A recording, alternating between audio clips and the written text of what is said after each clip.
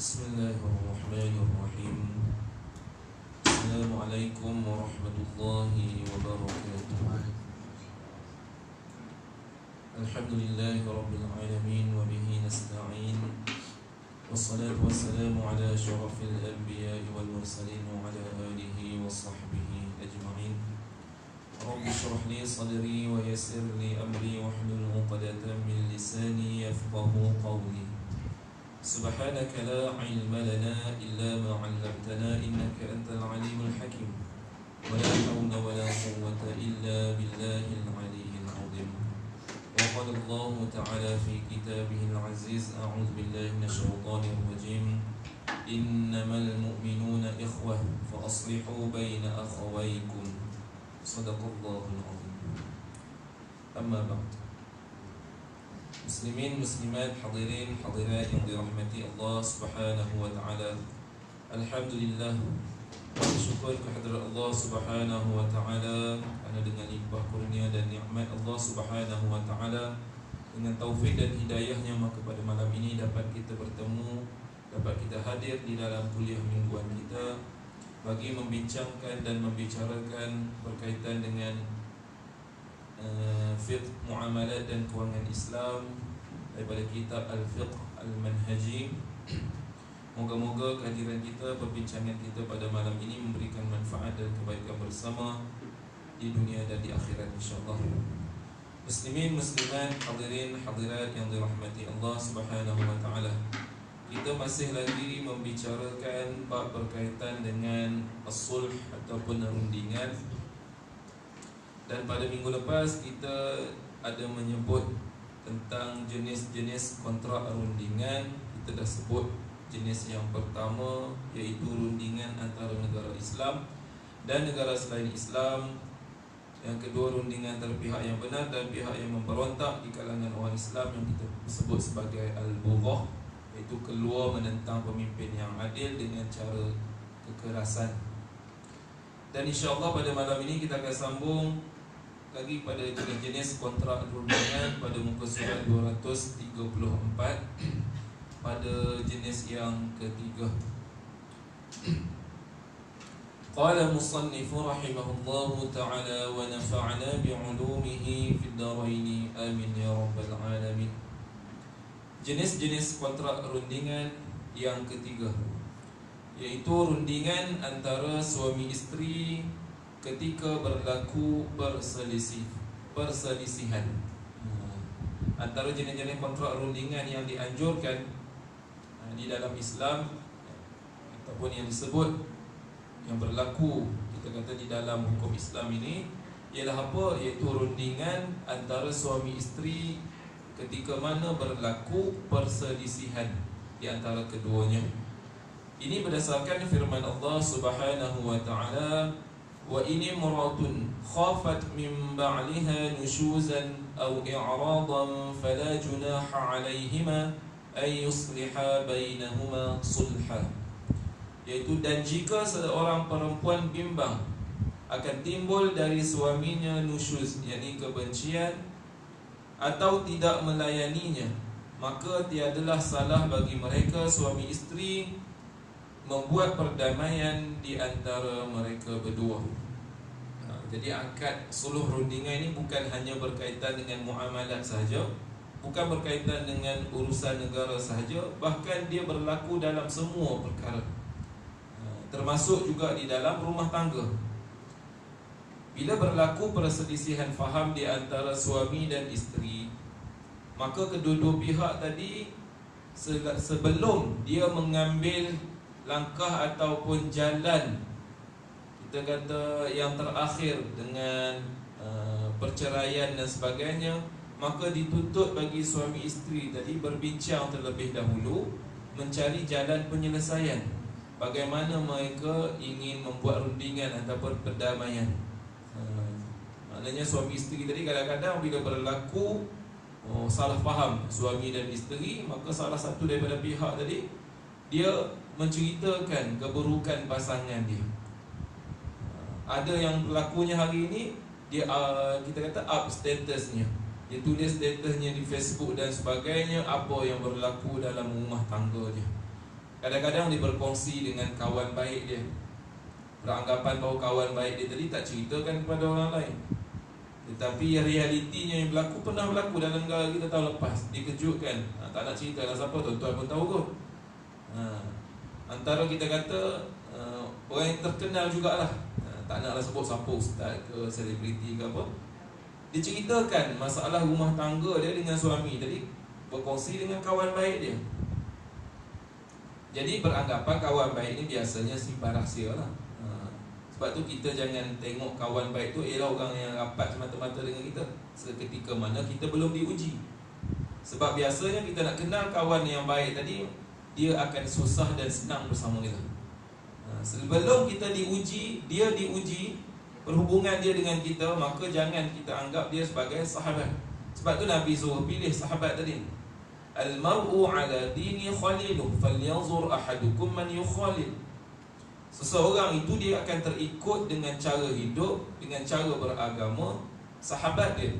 Maka hendaklah seseorang kamu apabila memilih sahabat, maka hendaklah seseorang kamu, hendaklah dia memilih seorang sahabat tadi untuk dijadikan sebagai kawannya. Mana kena tengok macam mana keadaan dan sebagainya. Jadi sahabat ni bukan senang nak jumpa. Biasa yang banyaknya adalah kawan. Kawan banyak. Kawan ni time senang dia bersama kita, tapi bila susah hilang. Tak ada. Jadi itu kawan. Jadi yang berlaku, dia kongsi dengan kawan dia, yang dia beranggapan tu sahabat baik dia. Dia dah berkawan lama dan sebagainya, cerita tentang masalah rumah tangga. Jadi kawan baik dia ni pula pergi tulis pula status perihal berkaitan dengan diri dia dan suami dia tadi, menyebabkan benda yang sepatutnya boleh diperbincangkan, boleh didamaikan, boleh dirunding dan sebagainya, akhirnya membawa kepada apa? Rosak rumah tangga apabila masuk pihak yang ketiga. Sebab tu suami isteri kalau berlaku apa-apa perselisihan, gaduhan dan sebagainya, salah faham, jalan pertama yang Islam ajar pada kita ialah berunding terlebih dahulu, berbincang, bawa berbincang sebelum ambil tindakan yang lain. Kalau dengan cara perbincangan tak boleh nak selesai juga, barulah kita pergi kepada pihak yang seterusnya, iaitu kita berjumpa dengan kaunselor dan sebagainya, yang mana mereka ini boleh dipercayai. Mereka akan simpan rahsia klien-klien mereka dan sebagainya, tidak didedahkan kepada umum. Itu caranya. Jadi di dalam Islam, bila suami isteri tadi berlaku perselisihan, maka hendaklah mereka ini didamaikan. Kalau antaranya dengan cara mereka sendiri berdamai, suami isteri buat perjanjian dan sebagainya. Atau boleh juga pihak yang ketiga, maknanya kita tahu, kita sahabat dia ataupun ahli keluarganya yang lain tahu mengenai masalah ini, kita cari jalan penyelesaian bagaimana untuk membuatkan mereka ini berbaik semula dengan cara rundingan ini. Maka dia dituntut di dalam Islam. Dan antara caranya, sebab itu kita sebut hadis pada minggu lepas, dia kata apa? Maka tidak dikira sebagai pendusta ataupun penipuan mereka yang apa? Ingin menyatukan dua pihak yang berselisih. Mana kalau suami tadi dia takut, contoh isteri, saya beri contoh minggu lepas, kalau isteri masak tak sedap dan sebagainya, isteri tanya, macam mana abang dengan masakan ayam? Jadi kita pada waktu itu, kalau kita jawab tak sedap, dia akan merosakkan rumah tangga. Kalau yang jenis pandai bergurau tak apalah. Kalau kita ni yang memang jenis serius, tiba isteri tanya sedap tak apa, kita tak sedap, maka boleh menyebabkan benda yang kecil boleh rosak rumah tangga. Maka pada waktu itu kita boleh menipu. Mana kita kata bukan menipu lah, mana kita mengatakan apa yang sebaliknya demi menjaga masalah yang lebih besar, iaitu rumah tangga tadi. Maka kita kata, oh sedap, tak pernah jumpa masakan yang sedap macam ni first time. Contoh. Maka tidak ada masalah. Itu yang ketiga. Dia menipu, tapi syarak kata penipuan yang begini tidak dianggap sebagai dosa, bahkan dia digalakkan. Kita sebut hadis yang minggu lepas, dia kata laisal kadzab alladhi yuslihu bainan nas. Dia kata tidaklah dianggap orang yang mendamaikan dua pihak itu sebagai pendusta. Fayamni khaira, yang tujuan dia apa dia? Dia menyampaikan yang baik dan mengatakan apa yang baik, dengan syarat janganlah itu kita nak tipu juga, tapi tipu benda-benda yang tak elok, keluarkan kata-kata yang tak elok, tak boleh lah. Maknanya kita ambil hati isteri tadi dengan kita memuji dia, walaupun hakikatnya sebaliknya. Tapi kalau isteri tadi, ni suami aku ni perli ni, kita dah faham. Kalau kita cakap ini, isteri kita akan lagi koyak. Mana orang-orang hari ni dia gunakan istilah koyak, maknanya lagi terasa, lagi pedih. Maka pada waktu tu lebih baik kita bercakap benar. Jadi isteri-isteri pun samalah. Kalau suami tanya apa-apa, maka contoh suami tanya, badan abang okey tak? Bau tak? Tak bau lah, dalam hati busuk. Contoh, nak jaga. Maknanya dia ambil masa, dia tak terus kata direct pada suami dia. Dia ambil masa, kita kata waktu yang sesuai untuk tegur suami dan sebagainya. Begitu juga dengan suami, nak tegur masakan isteri dan sebagainya, jangan direct. Maknanya biarlah berlapik dan ada dia punya tingkatan step-step dia. Itu yang diajar. Tujuan dia apa? Nak jaga rumah tangga ni. Sebab kadang-kadang masalah kicap pun jadi, yang saya cerita tu minggu lepas. Masalah ubat gigi pun, cara bicik ubat gigi tu pun dia pun ada orang dia perhalusi. Sebab orang perempuan ini dia bukan, sebenarnya dia bukan suka meletih, tapi dia teliti. Dia teliti. Kadang-kadang kita laki okey tak? Okey, dah cukup. Perempuan okey tak? Okey, tapi dia ada lagi, dia akan sambung lagi. Maknanya dia teliti. Kalau orang laki, benda-benda yang tak penting dia tak ambil tahu sangat. Sebab tu kalau pergi ke sekolah-sekolah, biasanya yang pegang SU ni di kalangan perempuan yang buat file. Kalau bagi lelaki ada file, tapi bila esok orang nak datang, hari ni baru dia kalut, pergi cari sana buat. Dan yang penting ada kritik tu biasa. Orang perempuan dia dah buat daripada awal, kemas, cantik dan sebagainya. Itu beza lelaki dengan perempuan. Lelaki ni benda yang dia anggap tak penting, dia tak simpan dalam, dia tak ambil berat sangat. Orang perempuan semua benda dia teliti dan ambil berat. Itu beza dia. Itu yang ketiga, rundingan antara suami isteri. Dan yang keempat, iaitu rundingan antara dua pihak yang bertelagah mengenai perkara yang tidak membabitkan harta, dan mereka bukan golongan yang memberontak. Yang keempat ini iaitu kita kata pertikaian ataupun perbalahan di antara dua pihak yang bergaduh, maka kita nak damaikan mereka. Dua pihak ini yang disebut yang keempat ni bukan dalam masalah muamalat, maknanya bukan berkaitan dengan harta. Maknanya contoh bab lain lah. Contoh bab apa kita nak kata, bab berkaitan dengan berebut kekasih ke contoh, ataupun apa-apalah, yang penting bukan berkaitan dengan muamalat. Muamalat di sini maknanya berkaitan dengan harta. Berebut harta itu dah masuk dalam muamalat. Di sini mungkin ada khilaf berkaitan dengan berebut siapa nak jawatan ketua kelas. Ini berlaku di sekolah saya, pengalaman. Baru ni bila kita nak buat pemilihan ketua batch Form 1, baru Form 1 pun dah bergaduh-gaduh. Ada yang lelaki relax, tanya siapa jadi ketua, semua tak nak. Tanya yang perempuan berebut-rebut, ini kau calon aku, ini kau calon aku. Perempuan pula yang berminat nak jadi nak jawatan ni. Menunjukkan bahawa contoh tiba-tiba berlaku, kita kata perbalahan antara dua pihak ini dalam bab kita kata dalam isu merebut jawatan dalam kelas dan sebagainya. Maka itu antara contoh dia panggil rundingan antara dua pihak yang bertelagah atau berselisih, bukan dalam muamalat, dan juga bukan berkaitan dengan buruh yang kita sebut minggu lepas, iaitu keluar menentang pemimpin yang adil dengan cara kekerasan. Contohnya apa yang berlaku di Mesir sebelum ini, ketika mana naiknya Presiden Mursi itu dengan cara yang demokrasi, mana rakyat yang pilih dengan cara yang betul, dengan cara pilihan raya. Dan naik tadi dia pula nak bawa benda yang baik, Islam. Tiba-tiba mereka digulingkan dengan cara kekerasan oleh ketenteraan. Dan orang-orang yang tak suka lah. Sebab tuan-tuan pun tahu kot, Mursi ni dia termasuk dalam kumpulan Ikhwanul Muslimin yang cukup kita kata ditakuti oleh musuh-musuh Islam. Jadi ada agenda menjatuhkan beliau. Maka itu dianggap buruh. Ini buruh. Buruh ni termasuk di dalam dosa-dosa besar. Bahkan orang yang buruh ini sekiranya dah diminta supaya dia berdamai, dia enggan, maka mereka ini boleh dibunuh oleh pemimpin. Mereka ni boleh dibunuh. Darah mereka adalah dibenarkan oleh syarak. Ni buruh. Macam di yang keluar dengan cara yang keras tu dia lah. Bawa senjata, bom dan sebagainya.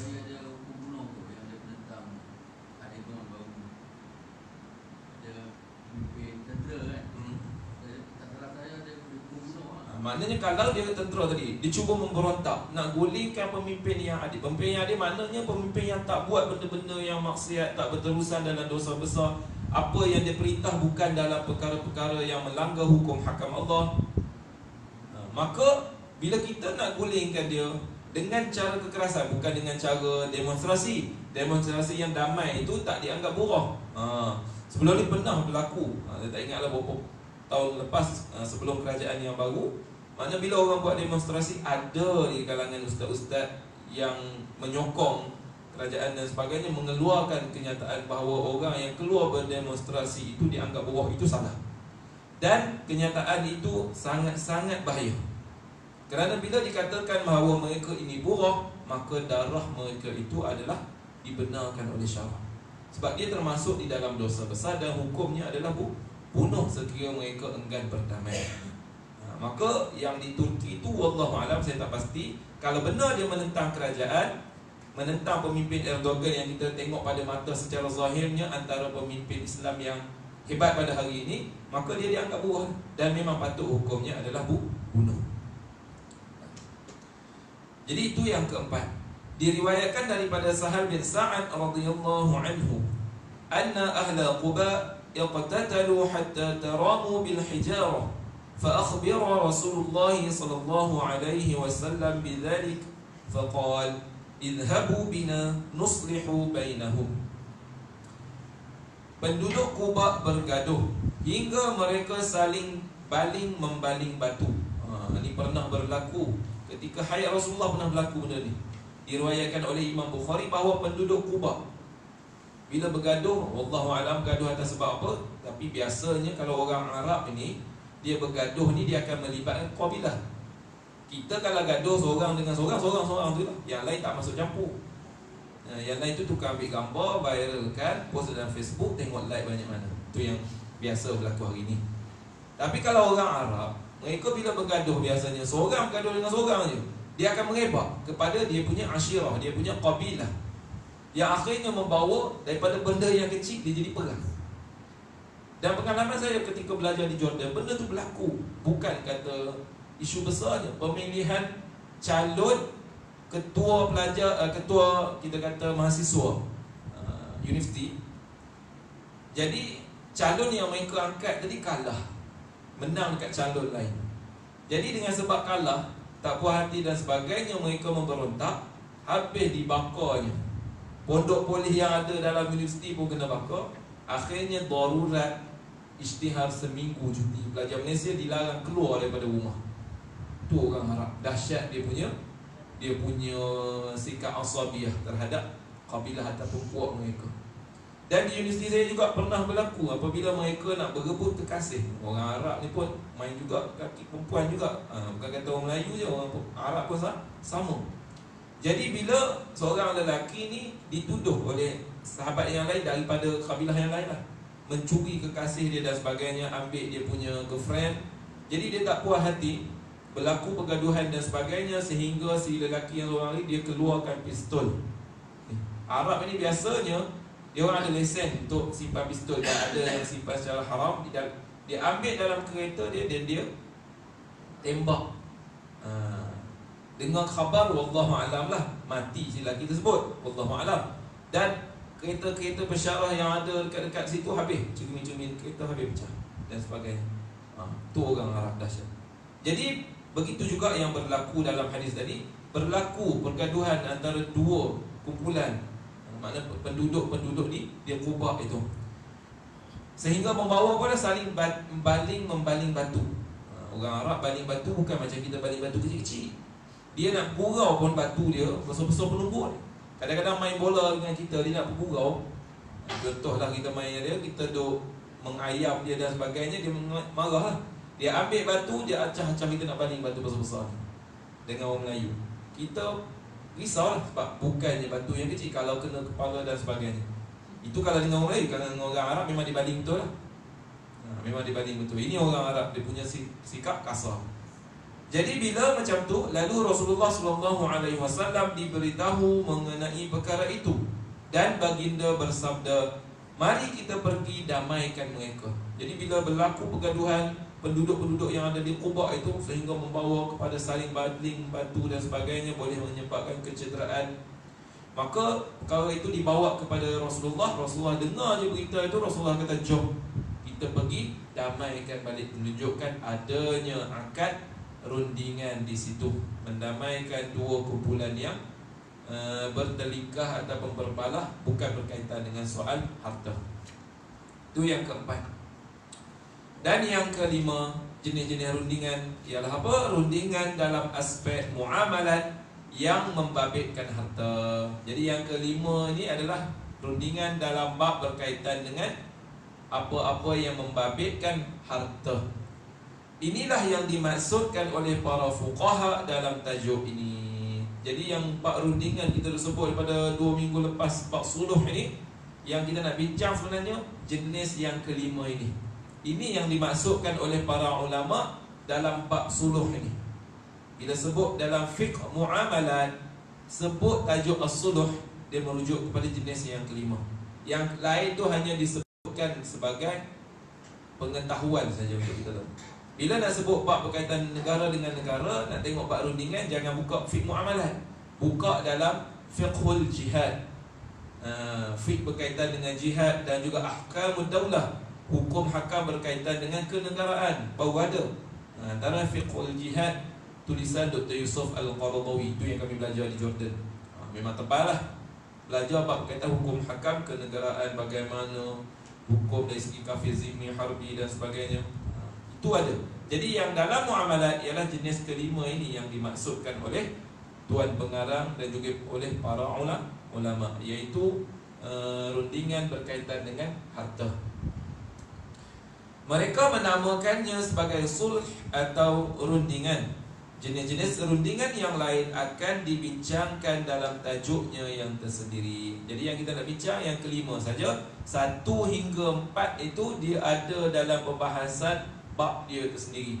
Kalau yang pertama negara dengan negara dalam bab ahkamud daulah ataupun fiqhul jihad. Kalau yang isteri, suami isteri tadi dalam bab apa? Dalam bab munakahat ataupun dia panggil fiqh berkaitan dengan kekeluargaan. Itu ada. Itu bab dia sendiri. Jihad. Jadi macam Mesir tu kan, yang kita buat tadi menentang pemimpin yang adil kan. Tapi Mesir tu dia menentang pemimpin yang rasa dah salah kan. Lepas tu berlaku peperangan. Bukan Mesir, Syria. Okey. Syria kan. Dan dia peperangan macam Bashar tu. Kan? Yang menentang pun dia buat Sunni kan. Dia kata Bashar ni dah lari daripada yang Yelah, dari segi akidah dia memang lari lah. Maknanya dia bukan buah lah kan. Dia tak termasuk buah. Dia tak masuk buah. Tapi dalam Islam pula, kalau Islam sesama Islam berperang, dia tak kira syahid. Mana tu Ustaz? Takkan dia nak menegak kebenaran kalau mati dalam keadaan macam tu perang tu?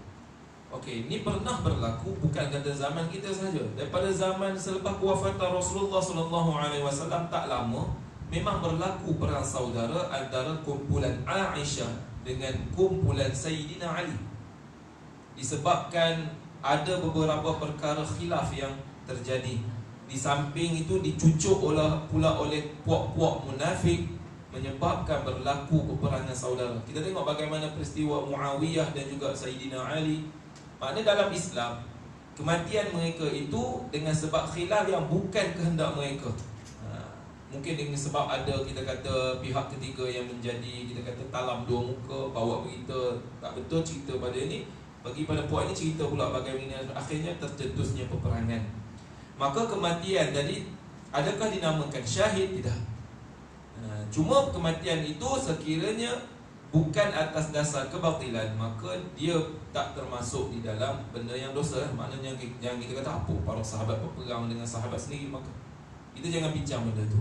Kerana itu adalah khilaf yang berlaku disebabkan oleh puak-puak tangan-tangan yang jahat yang kita kata melaga-lagakan orang Islam.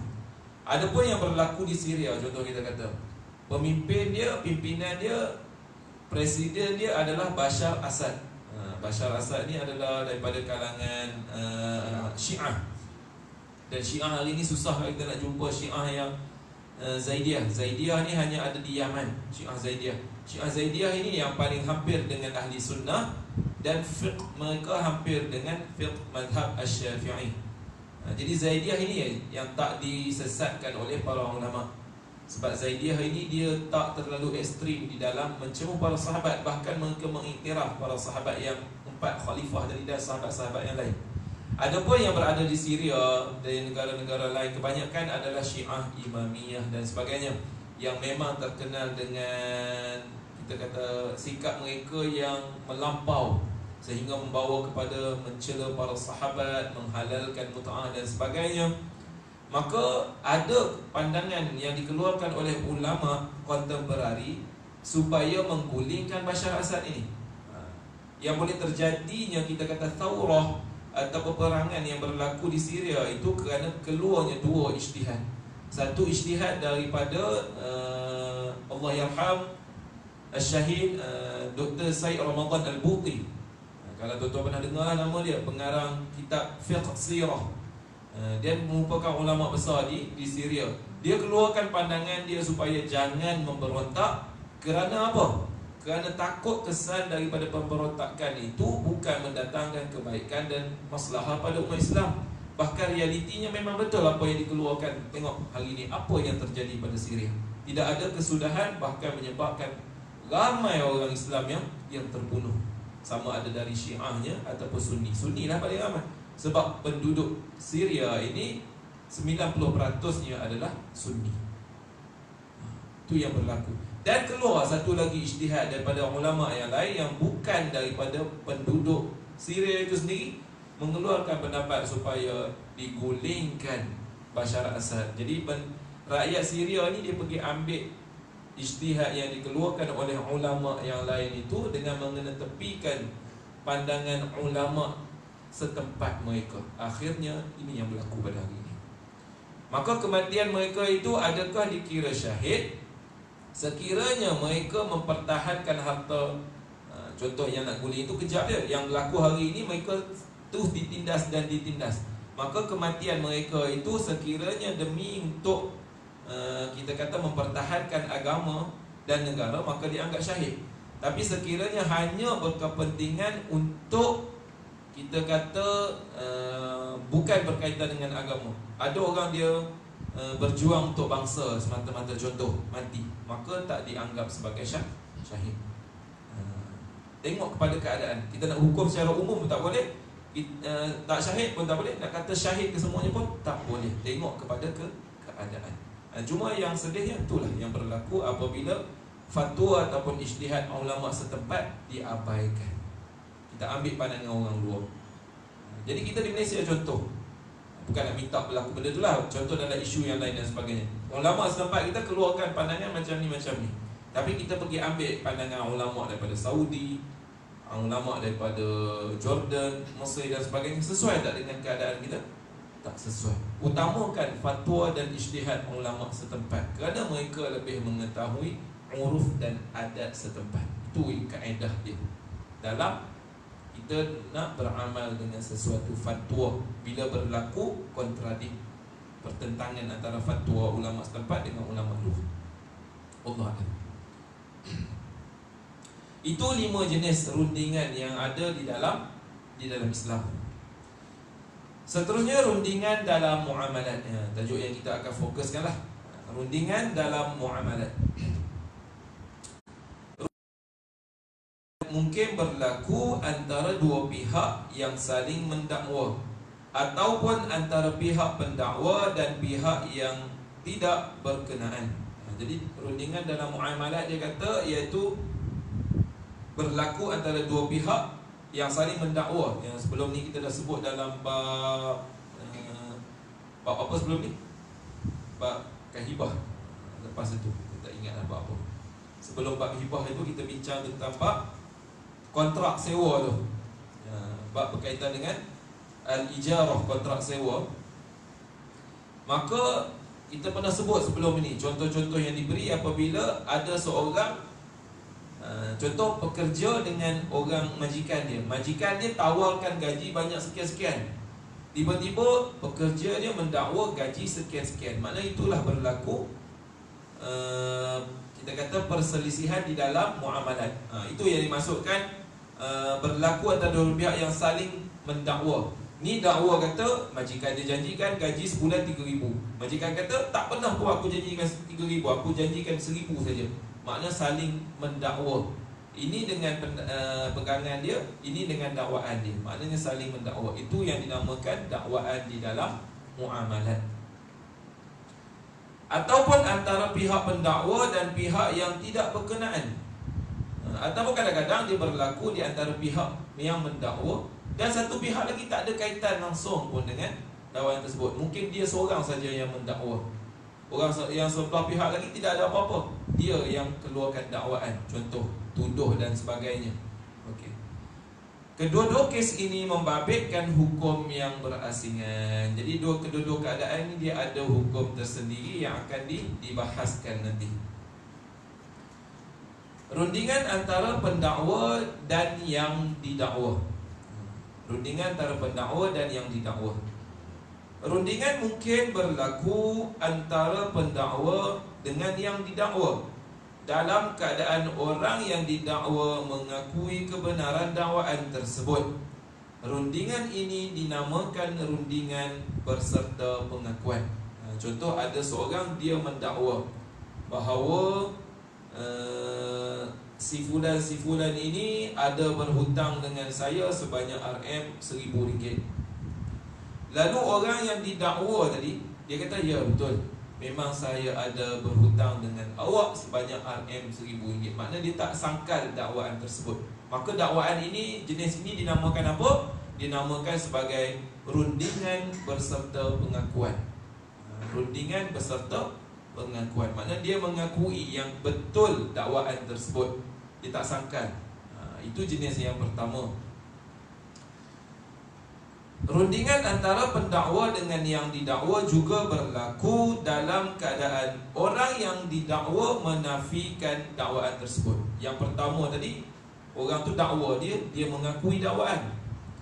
Keadaan yang kedua, seseorang itu mendakwa dia, lalu si yang didakwa tadi menafikan. Dia kata tak betul. Contoh, dia kata kau berhutang dengan aku RM1,000. Orang kata tadi, tak, aku tak pernah berhutang pun dengan kamu sebanyak RM1,000. Maknanya dia nafikan dakwaan tersebut. Maka rundingan ini dinamakan rundingan beserta penafian. Yang jenis kedua, yang pertama dipanggil rundingan beserta pengakuan, kerana orang yang didakwa mengaku akan dakwaan. Yang kedua dipanggil rundingan beserta penafian, kerana orang yang didakwa menafikan dakwaan tersebut, dia tolak, tak betul. Apakah hukum kedua-dua rundingan ini? Kita nak bincang tentang hukum dia. Apakah hukum dia? Bagaimana kaedah dia? Nak selesaikan bila berlaku sebegini. Yang pertama kita tengok rundingan bersifat penafian. Dia ambil yang penafian dulu. Walaupun dalam tadi dia sebut contoh yang pertama yang pengakuan dulu, tapi dia ambil contoh yang bincangkan dulu ialah yang penafian. Dakwaan beserta penafian. Kes ini membabitkan seseorang membuat tuntutan ke atas orang lain. Contoh dia, ada seseorang pihak menuntut hak dia daripada pihak yang lain, sama ada dalam bentuk hutang, sama ada dalam bentuk bayaran gaji, sama ada dalam bentuk kita kata pinjaman dan sebagainya. Maka satu pihak dia membuat tuntutan ke atas satu pihak yang lain. Sama ada dalam bentuk hutang, contohnya sebanyak 1,000 dirham, atau dalam bentuk barangan seperti permaidani atau rumah. Jadi dia bagi contoh. Yang pertama dalam bentuk hutang, maknanya duit lah. Bila sebut hutang biasanya melibatkan duit. Contoh 1,000 dirham, kalau kita RM1,000 lah. Dia tuntut daripada pihak yang lain satu lagi bahawa kamu berhutang dengan aku sebanyak RM1,000. Ataupun dalam bentuk barangan, dia dakwa bahawa itu adalah barangan dia dan sebagainya. Rumah itu rumah yang diberikan oleh seseorang kepada dia. Dia dakwa, ni bukan rumah kamu, ni rumah ni mak yang bagi pada aku, contoh dan sebagainya lah. Maka dinamakan bentuk barangan. Sementara orang yang didakwa tidak mengakuinya dan menafikan tuntutan yang dibuat oleh pendakwa, ataupun orang yang didakwa hanya mendiamkan diri kemudian dia meminta rundingan dengan pendakwa mengenai kes tersebut. Dia boleh jadi keadaan ini, yang pertama dia tak mengakui, maknanya dia menafikan, tak betul, aku tak pernah berhutang pun dengan kamu RM1,000. Ataupun dia kata, tak, rumah ini bukan milik kamu, permaidani ini bukan milik kamu, kereta ini bukan milik kamu, contoh. Itu yang pertama. Ataupun yang kedua, orang yang didakwa duduk diam. Bila orang tu dakwa dia, tuntut sesuatu daripada dia, dia tak kata apa, dia diam je. Adakah bermakna diam itu dia setuju bahawa dia bersalah? Tak. Kita selalu guna kaedah as-sukut alamatur ridha. Diam itu menunjukkan redha. Tak. Dia bukan boleh dipakai dalam semua perkara. Sebenarnya ulama dah letak la yunsab ila sakit al-qawl walakin as-sukut fi ma'rad al-hajah bayan. Ini kaedah fiqh. Kita yang kita guna tu kita ambil sekerat, tak tahu daripada mana. As-sukut alamatur ridha itu tak boleh dipakai dalam semua perkara. Dia menunjukkan setuju. Jadi kita pun ambil barang kawan depan muka dia, contoh barang dekat pejabat lah, stapler, kita pinjam, kita kata aku nak pinjam stapler, dia diam, kita pun ambil, kita kata ni dia setuju. Tak, bukan macam tu. Itu salah faham kita. Kita kata bila diam maknanya dia setuju, dia bagi kita guna. Tak. Diam itu bukan bermakna setuju. Kaedah ulama letak tidak dinisbahkan kepada orang yang berdiam diri itu sebagai perkataan. Maknanya tak boleh kita kata dia diam itu sebagai dia redha, dia setuju dan sebagainya. Walakin as-sukut, akan tetapi diamnya fi ma'radil hajah, dalam perkara yang kita berhajat kepadanya, sesuatu hajat bayan, maka jelas, maka dianggap sebagai perkataan. Contohnya apa? Kita pergi meminang bagi pihak orang lain, kita pergi meminang seorang perempuan. Bila kita minang dia, mak dia pun tanya pada Minah, setuju tak terima pinangan ini? Dia senyum-senyum je, malu-malu, tak kata apa, diam je. Itu tanda dia setuju. Itu tak apa dalam contoh itu. Ataupun orang yang meminta sedekah, dia letakkan bekas, dia pegang. Kita masukkan duit, ada tak dia kata saya terima? Tak ada kan? Kadang-kadang dia diam je. Diam itu maknanya dia redha dan setuju dengan pemberian itu. Itu tak ada masalah. Tapi dalam mengambil hak orang lain, ambil barang orang tanpa kita minta izin tapi dia tak kata apa-apa, maka pada kaedah asalnya belum lagi dikira mendapat keizinan. Kena jaga-jaga. Itu banyak berlaku. Bukan pada orang awam je, kadang-kadang ustaz pun dia duk pakai kaedah sukut alamatur ridha, dia pun bantai je semua. Depan kawan, depan kita pun dia ambil barang, ambil itu je guna. Kita pun tengok je. Tak minta apa. Yang minta tu boleh tahan, kita diam. Yang tak minta pun ada, ambil guna je. Kadang-kadang kita kata siapa ada stapler, dia kata tu ada atas meja kawan, ambil dia tak ada ke? Tak apa, guna je, nanti minta. Salah. Jangan macam tu. Jangan terbiasakan diri kita guna dulu baru minta. Sebab kita takut ketika kita guna, tiba-tiba habis je kita guna, Allah jemput kita, ambil nyawa kita belum sempat kita meminta izin kepada tuan barang. Apa jadi? Maka itu akan dipertanggungjawabkan pada hari kiamat kelak. Sebab tu kena berhati-hati. Jadi keadaan kedua, orang itu dakwa dia bahawa dia ni sekian-sekian berhutang dan sebagainya, dia diam je, tak kata apa-apa, maka belum lagi dikira sebagai dia setuju. Bukan bermakna dia salah. Ataupun orang yang didakwa tadi dia meminta rundingan, maknanya jom kita berunding, maknanya kita berdamai dan sebagainya, maka masih dianggap sebagai rundingan berserta penafian. Sebab dia tak mengaku, dia minta berunding ataupun dia menafikan ataupun dia diam, bukan bermakna dia bersetuju. Apakah hukum merundingan seperti ini jika berlaku? Bagaimana kaedah dia? Sekiranya berlaku keadaan-keadaan sebegini, apakah hukumnya rundingan ini? Jawapannya, rundingan seperti ini tidak dibenarkan dan tidak bertepatan dengan syarak. Jadi rundingan yang sebegini, kalau orang itu menafikan bahawa dia bersalah, kita nak berunding, boleh tak? Tak boleh. Sebab bila dia menafikan benda ni, perkara ini perlu dibawa kepada hakim. Seorang dakwa, seorang lagi menafikan, tiba-tiba kita kata berunding je lah, kita nak runding, kita nak damaikan mereka berdua, boleh tak? Tak boleh. Perkara ini perlu dibawa kepada pihak berkuasa. Kalau kita hari ini hakim lah yang akan mengadili bagaimana kaedah dia. Dia akan dengar dakwaan daripada pihak pendakwa, kemudian dia akan dengar daripada pihak yang didakwa. Pihak pendakwa, dakwaan tadi ada bukti tak? Itu yang kita sebut hadis itu, al-bayyina 'alal mudda'i wal yamin 'alal mudda'a 'alaih.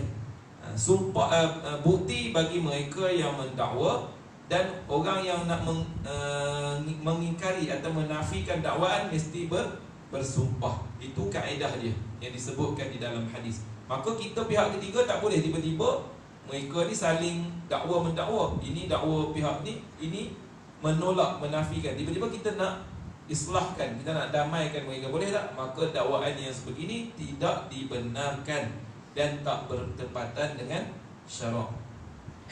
Jika ia berlaku juga, rundingan tersebut tidak sah dan tidak membawa apa-apa implikasi hukum seperti yang akan kita bincangkan nanti dengan izin Allah. Tapi kalau mereka teruskan juga rundingan tersebut, maka dari segi hukumnya, fiqahnya, dia tak sah dan tidak ada apa-apa kesan daripada akad rundingan tersebut. Sebab kita sebut, setiap akad yang dibuat dia ada implikasi. Implikasi ni makna kesan dia. Kalau kita beli barang, orang tu jual barang, akad ada sah. Apa yang berlaku? Barang yang asalnya milik penjual menjadi hak pembeli. Duit yang asalnya adalah hak pembeli menjadi milik penjual. Itu implikasi dia. Antara implikasi yang lain apa? Pembeli tadi berhak menggunakan barang tadi sesuka hati dia. Kerana apa? Barang tadi telah berpindah milik, masuk ke dalam pemilikannya. Itu dipanggil implikasi. Jadi kalau akad rundingan tadi tidak sah, maka tidak ada apa-apa implikasi, tidak ada apa-apa kesan terhadap akad tersebut. Yang akan dibincangkan insya-Allah, kata Tuan Pengarah, dengan izin Allah kita akan bincangkan dalam perbahasan akan datang. Maknanya dari poin yang akan datang lah.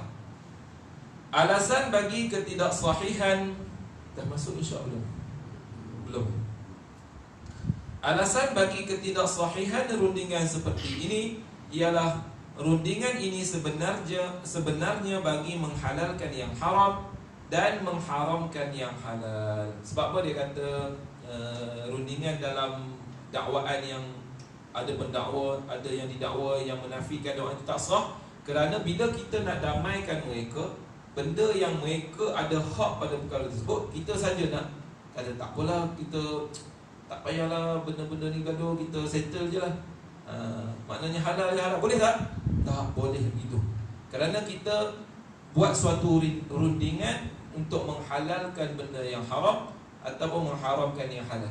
Sepatutnya orang yang mendakwa, jadi contoh, kalau betul memang dia ada hak, maknanya memang si yang didakwa tadi berhutang dengan dia 1,000, tiba-tiba dengan sebab kita nak damaikan mereka, kita kata tak perlulah, halal je lah.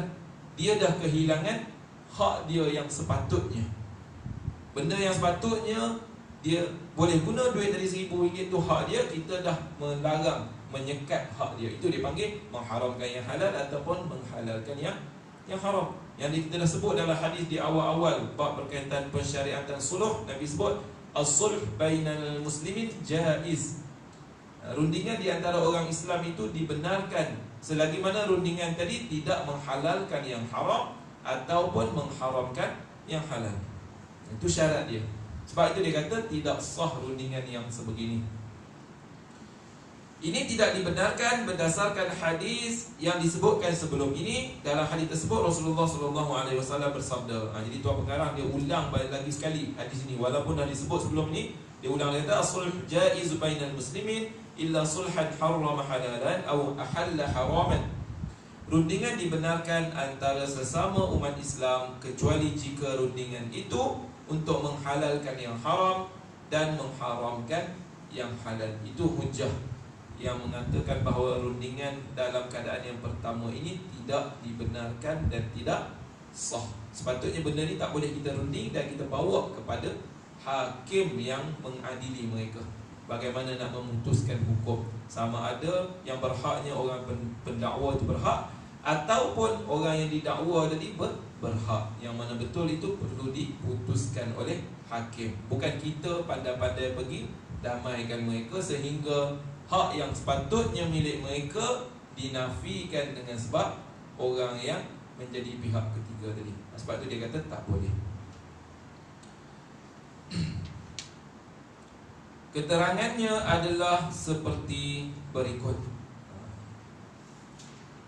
Jika dakwaan yang dikemukakan oleh pendakwa adalah bohong, ini bermakna rundingan ini menghalalkan dia mengambil harta orang yang lain. Sebab apa dia kata tak boleh? Yang dianggap menghalalkan yang haram, mengharamkan yang halal. Contoh, kita pihak ketiga datang, mereka tadi saling mendakwa. Ini dakwa kata dia berhutang 1,000 dengan pihak yang A, dakwa B hutang dengan dia 1,000. B kata tak, aku tak hutang pun dengan A 1,000. Kita kata asyik bergaduhnya, serabutnya. Kita pun pergi jumpa dia, contohlah rakas kerja kat tempat kerja kita, asyik bergaduh setiap hari pasal hutang je. Kita ni yang duduk, dah lah yang berhutang, yang bergaduh ni, kita tengah-tengah, meja dia sebelah sini, ini meja sebelah sini. Kita pun nak cari jalan penyelesaian, kita pun buat rundingan. Kita damaikan mereka. Kita kata A dengan B, kamu tak payah bergaduh lah, kan? Contoh kita kata tak payah bergaduh lah, halalkan je lah. Ataupun yang B kau bayar je lah, senang. Bayar tu menunjukkan sebagai satu rundingan lah, supaya settle benda tersebut. Contohnya tiba-tiba si A tadi menipu di dalam dakwaan. Dia tak ada, B tak hutang dengan dia pun 1,000. Dia saja dakwa B kata berhutang dengan dia 1,000. Kita pula pandai-pandai pergi tolong menjadi orang tengah dengan niat yang baik, nak mengislahkan dua pihak yang berselisih. Asalnya benda yang baiklah, tapi tak kena cara dan tak faham hukum, kita bukan tak lah, B kau bayar je lah, ni dah cara untuk kau baik balik dengan A ni. Contoh, bayar je lah 1,000. B tadi terpaksa bayar, yang mana dia sepatutnya tak berhutang pun. Maka A tadi dah mendapat duit yang haram. Itu yang dinamakan rundingan menghalalkan yang haram. Ini dia bagi contoh. Sebab itu dia kata dalam bab ini tak boleh rundingan, sepatutnya dibawa kepada pihak ataupun kena guna kaedah yang disebut di dalam hadis tadi, al-bayyinah 'alal mudda'i wal yamin 'ala mudda'a 'alaih. Sedangkan perbuatan ini diharamkan. Kita ambil hak orang lain untuk diberikan kepada orang yang tak berhak pun sepatutnya. Maka kita dah menghalalkan benda yang haram. Lepas tu dia kata diharamkan perbuatan ini. Dengan ini rundingan ini menghalalkan yang haram dan ini tidak dibenarkan. Jika dakwaan pendakwa adalah benar. Tadi kalau pendakwa dakwa palsu, kita pergi minta B bayar juga, maka dah menghalalkan yang menghalalkan yang haram. Keadaan kedua pula dia kata kalau dakwaan pendakwa adalah benar, bermakna dia telah mengharamkan sebahagian hak miliknya sedangkan harta tersebut halal baginya. Contoh pula, A dakwa B berhutang dia 1,000 dan memang dakwaan tersebut betul. Kita pula yang nak pergi mendamai, tadi kita kata alah kau bagilah, tak payahlah susah-susah, bayar separuh cukup lah dia, lepas ni korang tak payah bergaduh lah. Contoh, si A tadi terpaksa buat begitu dengan sebab kita yang suruh, sebab nak jaga ataupun dengan sebab nak berdamai punya pasal. Kita suruh B, alah kau bayar separuh cukup dah, nanti dah tak payah gaduh. Ataupun kita kata kepada si A, kau halal je lah, kepada si B tak perlu bayar. Sampai bergaduh-gaduh setiap hari, pening kepala aku, contoh kan dia kata. Menyebabkan si A tadi sepatutnya berhak ke atas RM1,000 tu, tapi dengan sebab rundingan tadi menyebabkan dia ternafi daripada dapat hak dia. Itu yang dinamakan mengharamkan apa yang halal. Sepatutnya pendakwa tadi berhak RM1,000 halal, itu milik dia, B memang hutang dengan dia. Tapi dengan sebab akad pendamaian, rundingan tadi menyebabkan dia tak berhak dapat langsung atau hanya berhak dapat sebahagian sahaja daripada hak milik dia. Maka yang sebeginilah yang ditegah. Ini kerana melalui penafian oleh orang yang didakwa memaksanya menggugurkan haknya. Menyebabkan apa? Contoh, orang yang didakwa tadi dia nak buat rundingan dan sebagainya, suruh halalkan sebahagian harta dan sebagainya, maka hak yang sepatutnya ke atas A dari 1000 dah kurang jadi 500. Ataupun terus tak ada langsung hak halal terus, maka di situ dianggap sebagai suatu kezaliman terhadap orang yang berhak ke atas harta tadi. Dengan ini bermakna rundingan seperti ini telah mengharamkan yang halal, dan ini juga tidak dibenarkan. Maka rundingan seperti ini pun tak dibenarkan kerana apa? Menghalang pendakwa daripada mendapat hak dia. Tak masuk lagi ke? Syah? Dah masuk dah? Dia berhenti stiker beri laluan pada azan.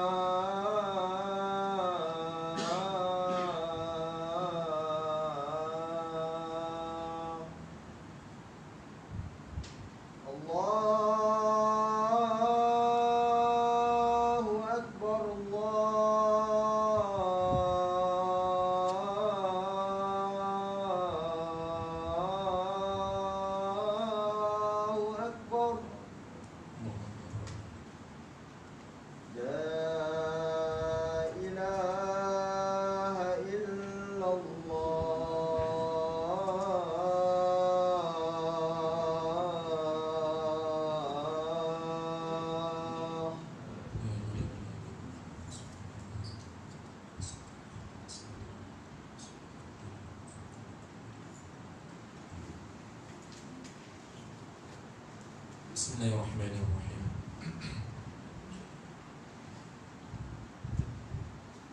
Seterusnya kita masuk kepada rundingan beserta pengakuan.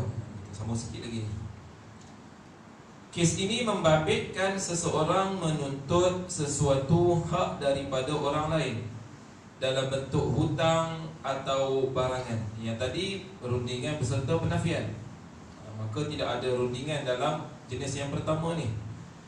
Tapi dalam yang kedua ni, jenis yang kedua, iaitu rundingan beserta pengakuan, dia kata kes ini membabitkan seseorang menuntut suatu hak daripada orang lain dalam bentuk hutang atau barangan. Dalam kes ini, orang yang didakwa mengakui kesahihan dakwaan tersebut, tetapi dia menuntut supaya diadakan rundingan bagi menyelesaikan kes tersebut. Keadaan kedua pula, A kata pada B, dia dakwa B berhutang dengan dia 1,000. B kata betul, aku berhutang dengan A 1,000. Makna dia mengakui dakwaan tersebut. Yang pertama dia menafikan. Bila menafi, kita tak boleh buat rundingan. Makna dia kena diselesaikan dengan cara hakim. Maknanya hakim yang akan selesaikan benda tersebut. Keadaan yang kedua, dia dibenarkan rundingan. Maknanya orang yang mengakui bahawa memang dia berhutang, mengakui bahawa dakwaan tersebut memang betul, lalu dia minta supaya berunding. Berunding contoh dia apa? Memang saya berhutang dengan dia 1,000, dengan kau 1,000, tapi boleh tak kurang sikit kan? Kau pun tahu bahawa aku ni orang susah, contoh. Kurang sikit, kalau 800 aku mampu bayar, contoh. Itu rundingan lah tu. Kalau tuan mempunyai tadi bersetuju, bayar 800. Itu yang dibenarkan. Maknanya rundingan bagi jenis yang kedua dibolehkan. Dalam bab rundingan beserta pengakuan dibolehkan. Jika wujud rundingan antara kedua-dua pihak, rundingan tersebut dibenarkan dan sah. Jadi jenis yang kedua ni yang mengaku betul dengan dakwaan tersebut, cuma dia minta berunding ni, mungkin dia nak main harga dan sebagainya, maka dibolehkan dengan persetujuan kedua-dua pihak. Rundingan tersebut akan terikat dengan segala implikasi dan hukum yang ditetapkan dalam kes rundingan. Jadi rundingan tersebut dia bila dibenarkan berlaku, maka adalah implikasi dia, adalah kesan-kesan dia. Contohnya, mereka berunding supaya hutang tadi dikurangkan. Maka kesan dia apa? Pemilik asal itu dia hanya berhak mendapat sebahagiannya. Contoh, patutnya orang tu berhutang dengan dia 1,000. Mereka buat rundingan, bersetuju lah bayar 800. Mana hak yang sepatutnya 1,000 berkurang, jadilah 800. Maknanya berkurang. Itu antara implikasi dia. Kesan dia tadi, dia tak berhak mendapatkan keseluruhan daripada nilai hutang tersebut dengan sebab rundingan itu. Ini kerana rundingan beserta pengakuan ini lebih menepati kehendak dalil-dalil mengenai kesahihan rundingan. Jadi yang ada dalil-dalil tentang rundingan dibenarkan syarak itu antaranya inilah, iaitu rundingan beserta pengakuan ini. Sebab itu dia dibenarkan syarak. Contohnya apa? B berhutang dengan A dakwa B berhutang dengan dia, contoh 100. Jadi B ni pujuk-pujuk berunding dengan A. Kali A ni mungkin jadi lembut hati dan sebagainya. Tak apalah, aku halalkan je hutang itu, kau doakan supaya aku dimurahkan rezeki, contoh. Maka selesai hutang dengan sebab rundingan itu. Jadi implikasi dia, kesan dia apa? A tak berhak tuntut apa-apa sebab dia dah halalkan. Tapi rundingan yang sebegini dibolehkan dan amat digalakkan oleh syarak. Contoh, kita yang bagi hutang pada orang, kalau kita tengok orang tu tak mampu bayar hutang dan kita rasa kita tak perlu pun nilai hutang itu, contoh 1,000. Kita ni orang yang senang, 1,000 tu bagi kita tak ada apa-apa pun, tak mengganggu langsung kita punya simpanan dalam bank dan sebagainya. Gaji kita yang bulan-bulan pun tak habis-habis guna, contoh. Maka kita digalakkan supaya apa? Sama ada kita memberi tempoh orang yang berhutang tadi supaya dia mampu bayar, atau kita halalkan hutang. Sebab itu Allah sebut dalam Al-Quran, فَنَظِرَةٌ إِلَى مَيْسَرَةٍ. Makna kita, orang yang berhutang kita tengok juga dia mampu bayar ke tak, dia boleh bayar cepat ke lewat. Maka kita tangguhkan masa, kita bagikan masa dia yang lama, itu pun adalah dalam salah satu bentuk rundingan. Contoh, sepatutnya kita letakkan ke dia seminggu kena bayar, tapi tengok kesian buat dia ni, keluarga dengan anak ramai, tak mampu dan sebagainya. Gaji dia pun mungkin dia boleh simpan sikit-sikit nak bayar kita punya hutang, kita rasa dia tak mampu. Kita kata tak apalah, aku bagi tempoh tambah lagi sebulan, contoh. Itu juga salah satu bentuk rundingan. Maka ini sangat digalakkan di dalam syarak kerana dia menyuburkan sifat kasih dan sayang antara kedua-dua pihak. Dalam kes ini, hak yang dituntut mungkin dalam bentuk barangan dan mungkin dalam bentuk hutang. Semua ini membabitkan hukum yang berasingan. Jadi yang kedua ni, rundingan berserta pengakuan boleh berlaku dalam hutang. Bila hutang maknanya melibatkan duit lah, wang, ataupun dalam bentuk barangan, rumah, kereta dan sebagainya. Maka dia ada hukumnya yang sendiri yang akan kita bincangkan pada pertemuan akan datang, insyaAllah. Cukuplah sekadar itu untuk malam ini. Moga-moga apa yang kita bincangkan dalam tempoh yang sedikit ini memberikan kebaikan dan manfaat kepada kita semua. Moga-moga Allah berikan kefahaman yang benar kepada kita supaya kita dapat amalkan dalam kehidupan kita bagi mendapatkan redha dan rahmat daripada Allah Subhanahu wa taala. Aqulu qawli hadza wa astaghfirullahal azim li wa lakum. Wassalamualaikum warahmatullahi wabarakatuh. Saya bagi 2 minit untuk tanya soalan. Sila. Jadi yang tu kan, kata dia ada runding yang tu dia menghalalkan. Contohlah dia runding okey. Dia bagi lepas tu dia balik. Suami dia tu marah, asal kau halal macam tu, kau pergi minta balik. Dia kata, boleh tak dia minta balik? Tak boleh. Sebab kita dah sebut sebelum ni dalam bab ni, hadis yang Nabi sebut, al-a'id fi qai'ihi al-a'id fi hibatihi kal-a'id fi qai'ihi. Orang yang meminta kembali apa yang dihadiahkannya ibarat dia memakan kembali muntahnya. Cuma dikecualikan dalam satu hadis Nabi sebut bapa sahaja. Dia dah sebut dulu kan, ingat tak dalam bab hibah, bapa sahaja yang boleh minta balik barang yang diberikan kepada anak. Bapa bagi pada anak basikal contoh. Tiba-tiba lepas bagi basikal, belajar lagi semakin teruk. Ambil balik basikal, boleh tak? Boleh. Selagi mana barang tadi belum keluar daripada hak milik anak dia. Tapi kalau anak dah jual pada pihak yang lain, jangan pula dia pergi ambil. Itu tak boleh lah sebab dah keluar. Adapun macam tadi rundingan, dia dah halalkan pada orang tu. Bila dia dah halalkan pada orang tu, tiba-tiba suami dia minta, pergi minta balik. Kenapa kau halalkan? Kita ni pun dah cukup-cukup makan je, pandai-pandai pergi halal. Contoh, boleh tak minta balik? Tak boleh minta balik. Kalau minta juga orang tu tak bagi, kita paksa juga, termasuk dalam hadis perbuatan itu disamakan seperti orang yang memakan kembali muntah, menunjukkan haram perbuatan tersebut, jijik perbuatan tersebut. Dan ada satu hadis lagi, Nabi umpamakan seperti anjing yang memakan muntahnya kembali. Lagi teruk lah. Wallahu a'lam. Kalau dia takut bini, kalau dia takut bini, minta paksa juga. kalau dia takut bini, kahwin. Ada seorang bini untuk mereka. Wallahu a'lam. Gurau je aku. Satu lagi, tak apa rundingan, tapi dia hutang kita. Tunggu-tunggu tak baik. Cuma tapi dia dalam sini kan, dia nak bayar terus sudah padahal kan. Dia tu lah. Ada rundingan. Kalau sekadar contoh, orang berhutang dengan kita, dia ni lambat penuh bayar. Nak minta kawan baik, contoh, kita niat dalam hati je, kalau dia tak nak bayar aku halalkan. Kalau kita niat tadi tapi tak disertakan dengan perkataan, mana kita tak cakap depan dia, maka boleh kita tuntut. Tapi kalau kita dah kata dia, kau tak nak bayar pun tak apa, aku hapuskan, aku halalkan. Tiba-tiba lepas minggu, tak jadilah aku nak, itu tak boleh. Mana bila kita sebut saja aku halalkan, aku gugurkan hutang kamu, maknanya automatik tergugur. Sebab itu kita akan jumpa nanti dalam bab ibrah, dalam bab menghalalkan hutang. Jangan kita ini sesuka hati menyebut aku gugurkan hutang, aku kan halalkan hutang. Bila dah sebut, tak boleh dah tarik balik. Makna hutang tadi selesai. Kalau sakatlah hati, kalau dia tak mampu bayar pun halal, tak ada masalah. Itu bukan dianggap lagi sebagai perkataan, itu baru niat. Mungkin kita punya azam baru, belum lagi termasuk dalam perkataan. Wallahu a'lam. Ada lagi? Tak lepas. Tak ada dah?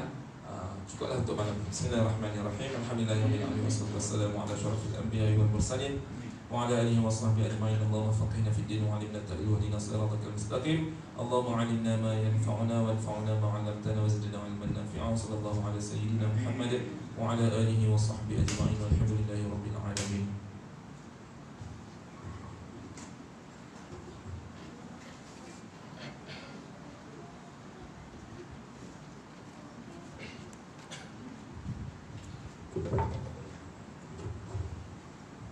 Assalamualaikum warahmatullahi wabarakatuh. Alhamdulillah terjadi sebuah sikit ilmu yang disampaikan oleh Ustaz.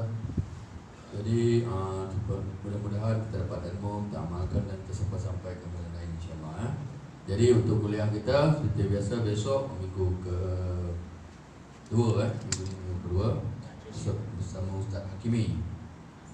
Ya, Ustaz Hakimi dan Ustaz Hakimi ni saya buat WhatsApp tadi, dia tak jawab lagi. Kalau apa-apa hal tak jadi ke nanti saya akan WhatsApp lah, WhatsApp balik lah. Untuk seterusnya minggu ni Ahad Ustaz Hashim ya.